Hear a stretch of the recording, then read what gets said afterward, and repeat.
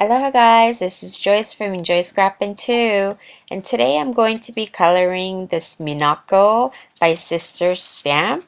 I already stamped her out using Memento Tuxedo Black ink, and I'm going to be coloring her with my Shinhan Touch markers. And I'm going to start with her face first, and as always, I basically use the same color combination for her hair using the Shinhan Touch, which is this potato brown, which is kind of really dark, and then this really light raw silk.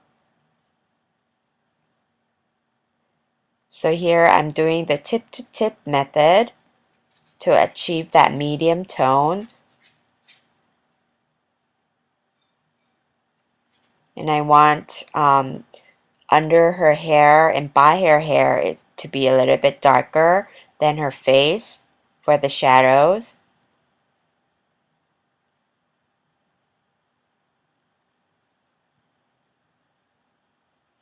Coloring her hands too.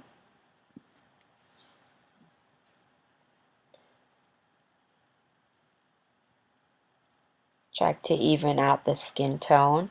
And I'm going to be giving her some blush using blush.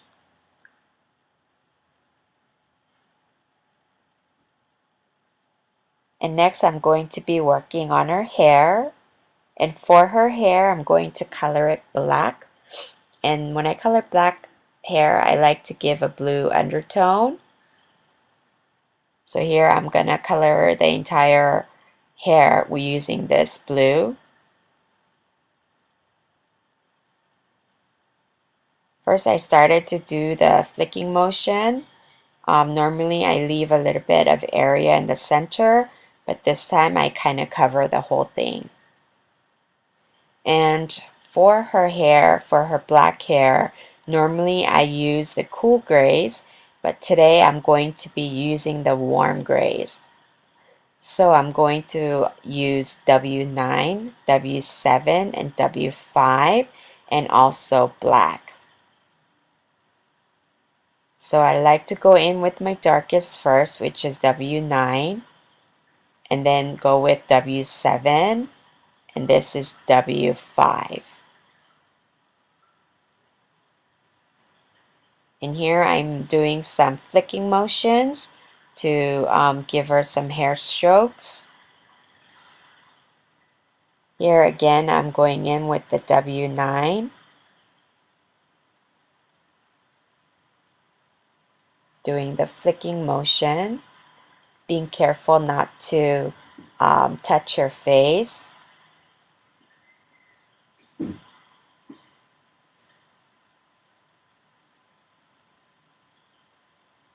So you can turn the image around to however way it's comfortable for you. So this is the way I'm comfortable doing the flicking motion with my darkest color. And then I'm going to go in with the W7 here. Kind of dragging it out a little bit further. And as you can see, as I'm doing the flicking motion, it kind of gives the center area like a hair stroke. And normally I like to leave a little bit of white areas for the shine of the hair. But this time I basically kind of covered it all up for her.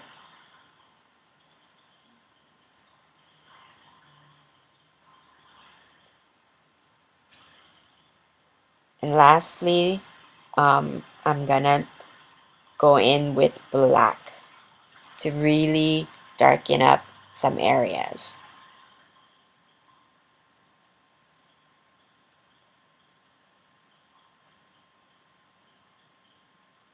So this time, I only sped this up 2 times.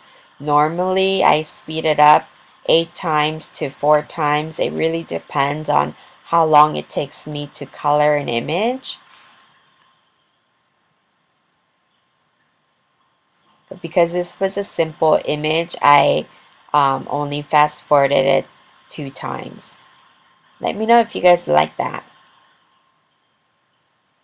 I decided to do the coloring separately and then make the cards with it later, because coloring takes a while for these images.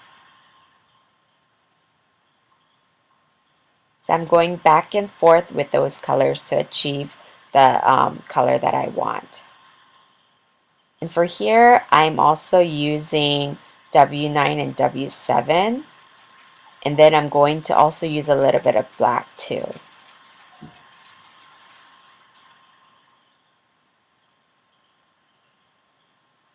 The black really deepens up the color.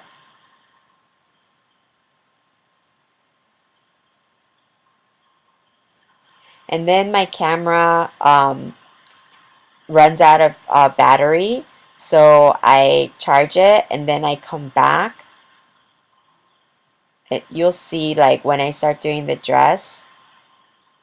So for her kimono, I'm using blue today. And I'm using a really dark blue and this light blue. This light blue is the same color I used for her hair. At first I tried to use that medium tone of this aqua blue looking thing, but I didn't like it. So I'm just gonna stick with the two, the dark and the light, and again doing the tip to tip method to get the medium color so then it blends.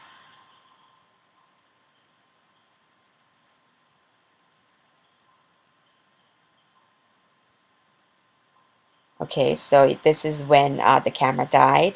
So I kind of finished up the other side of the arm. And now I'm going to do the bottom.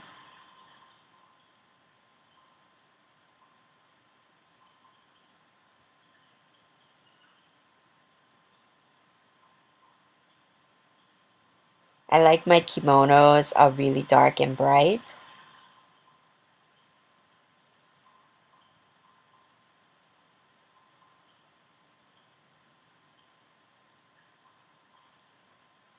So again, I'm highlighting it just a little bit more. That's the thing about alcohol markers is you can keep layering it.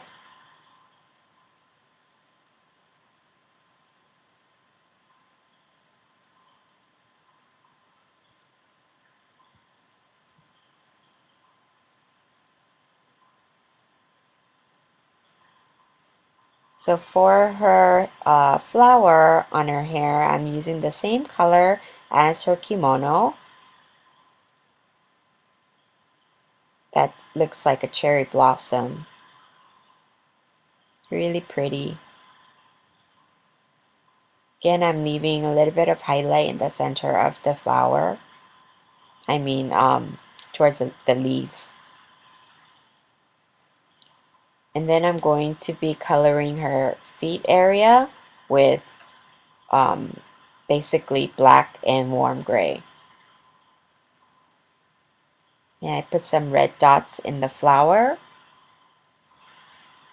And I'm going to give her a ground using W3 and W1. And this basically finishes up this coloring. I hope you like this video, and I'll see you guys next time. Thank you so much for watching. Bye!